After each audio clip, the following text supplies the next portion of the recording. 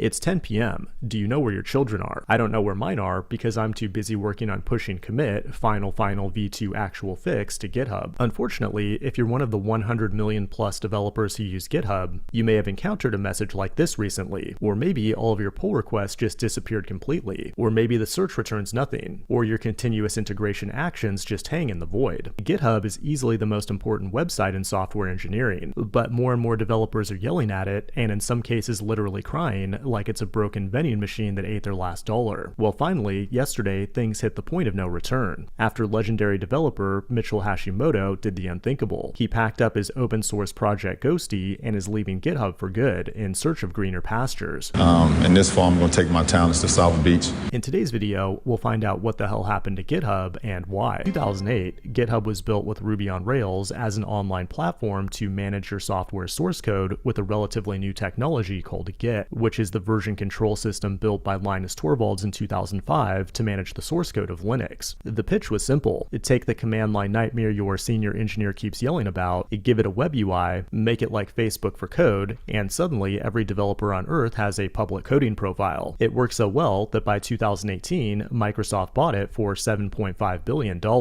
Today, it hosts over 420 million failed side projects and effectively is the public record of software. If it isn't on GitHub, it might as well not exist. Developers use it to store code, track bugs through issues, propose changes through pull requests, run tests and deployment through GitHub Actions, while also functioning as a social network and resume for developers, all duct taped to a Git server, which is exactly why it breaking is such a problem. And the main reason developers are big mad at GitHub right now is uptime, or lack thereof. But let's check the actual receipts. According to third-party monitoring, GitHub uptime in 2025 dipped below 90%, and April 2026 is tracking around an abysmal 86%. For context, AWS S3 promises 11 nines, and GitHub is currently operating at just 1 9. However, the official GitHub status page would beg to differ and reports uptime well above 99% for all services. Regardless, the previous week on GitHub was a disaster. On April 23rd, the merge queue quietly unmerged 2,092 pull requests across 658 repos. In other words, the platform whose entire job is to not lose your code just lost your code. And it's gone! Then on April 27th, GitHub's Elasticsearch subsystem was hit by a botnet that took down GitHub Search for hours. And then on April 28th, GitHub was forced to publish 2 blog posts the same morning. One was the CTO apologizing for reliability, while the other was about a critical remote code execution vulnerability, where git push could literally execute code on GitHub servers. A few big projects like Zig have already migrated away from GitHub, but then shit really hit the fan when Mitchell Hashimoto dropped this blog post. He's the creator of tools like Vagrant and Terraform, which are part of his company HashiCorp, which was taken public and made him extremely rich. Despite having enough money to own his own private jet, he still bangs out code daily building a terminal emulator called Ghosty. He joined GitHub in 2008 as user number 1299 and has logged in almost every single day for 18 years. But on April 28th, he wrote a breakup letter while literally crying. Speaking of GitHub, he said, quote, "I want to ship software, and it doesn't want me to ship software." That line hits hard, and he says he kept a journal for a month and put an X next to every day a GitHub outage blocked his work, and almost every day got an X. At this point, he's had enough, and his 50,000 star GitHub project Ghosty is leaving the platform for good. That's a massive vibe shift, but who can we get blamed for this? Well, it's easy to point the finger at Microsoft because it's literally their sole responsibility to make this website work, but I actually know people who work at GitHub and believe they're trying. The key to success is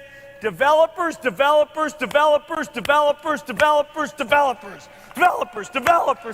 When they acquired GitHub back in 2018, it actually got better in the years that followed, with features like actions, code spaces, etc. But now, in the AI coding era, the enshittification is real. A GitHub CTO admits, in writing, that since 2025, agentic development workflows have accelerated sharply, which translated into English means that AI agents are hammering GitHub like it's a free buffet. GitHub isn't just a host for developers anymore, it's a host for their replacements. In the same way Bill Gates saved the world from COVID-19, I have faith Microsoft will turn the GitHub ship around. But if they don't, there are alternatives out there. You've got the reliable but boring GitLab, you've got the German nonprofit Codeberg, and you've got the minimal SourceHut, which has zero AI features whatsoever, and many other viable platforms ready to reap the benefits of GitHub's downfall. That means the good news is that if you make the mistake of choosing to become a programmer as a career, there will always be a home for your code.